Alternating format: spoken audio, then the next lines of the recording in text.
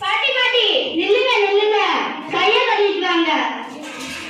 சுத்தம் சுரவா இருக்கு, நித்தம் குறைவா இருக்கு, கையில ஒட்டிக்கிட்டா இருக்கு. அப்படி இல்ல பாட்டி, இப்ப கொரோனா வைரஸ்னால நிறைய பேர் இறந்து போயிட்டாங்க பாட்டி.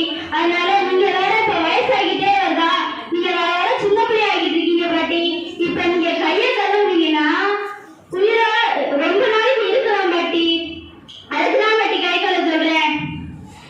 அப்படியாமா? சோபா